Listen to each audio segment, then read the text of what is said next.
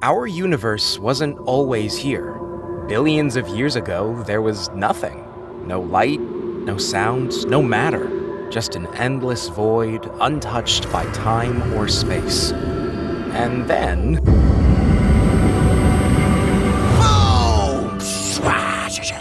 Just imagine, a huge explosion so big that everything that exists comes out of it. And then... Honey?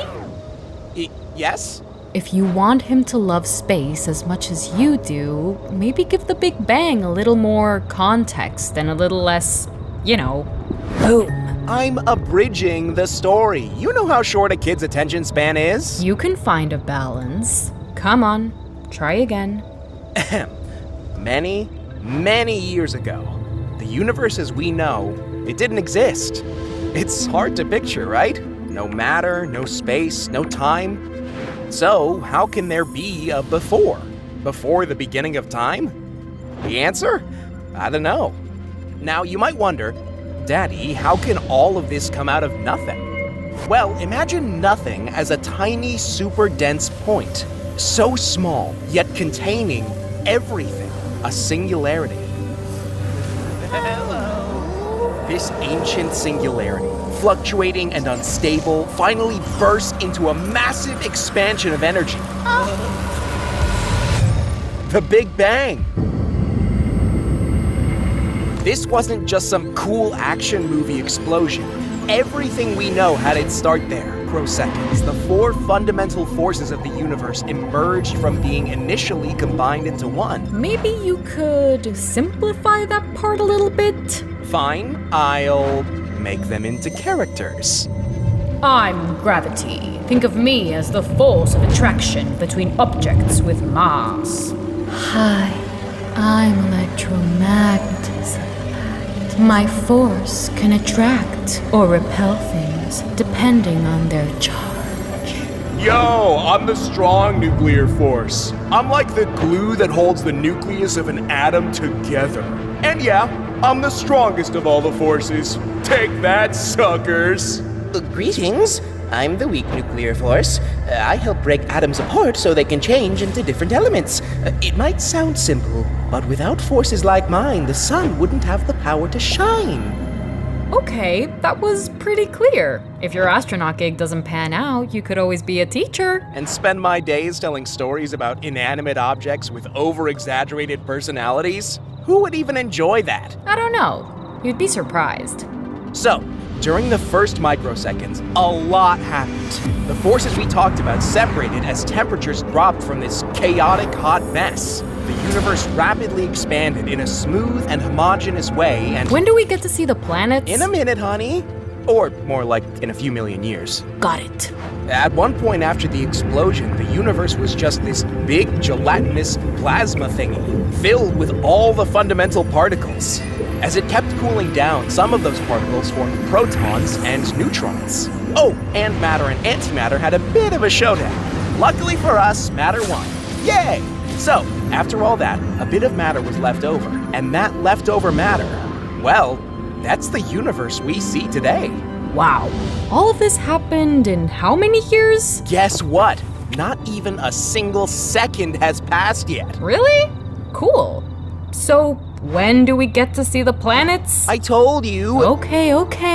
I'll be patient. Hello! I'm Mrs. Electron. Well, nice to meet you. I'm Mr. Proton. How come we've never met? I don't know, maybe because things have cooled down recently? Yes, over 380,000 years of a boiling hot universe, it was getting tiresome. Indeed. So, now that things are more chill, wanna hang out? Is that allowed? Maybe. Who cares? Let's do it! Whee! And so, the first ever atoms began to form. Neutral hydrogen atoms. With fewer electrons scattering light, the entire universe became this vast, transparent thing, allowing light to travel freely. This is one of the ways we know the Big Bang actually happened. Wait, you lost me there. The particles of light, called photons, could finally travel freely. These photons created what we call the cosmic microwave background. It's like a baby picture of the universe. Do you really carry that in your wallet, honey? Hey, I knew it would come in handy one day, and it did. Okay. So now that there are atoms, I guess planets start to form? Not for a while, actually. Stars hadn't formed yet, so there wasn't much light. From this point on, we enter what is known as the Dark Age. But don't worry, it didn't last long. Just a quick 150 million years. You throw these numbers around so casually. That's what happens when you're talking about space. So, what happened after 150 million years of darkness?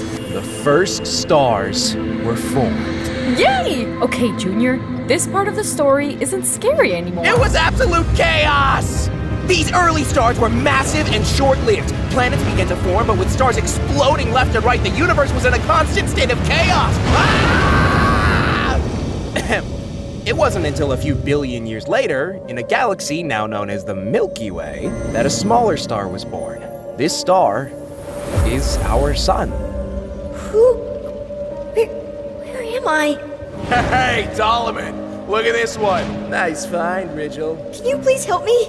I'm scared. Please help me, I'm scared. Oh, poor little star. Come on, don't bully him. Guys, get out of the way! Scary! What is it, Arcturus? It's that star! It's going supernova!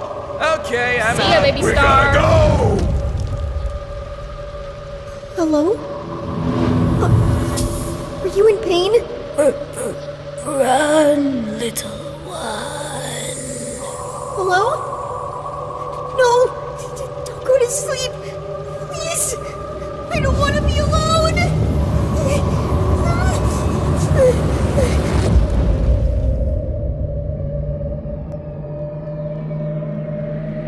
What?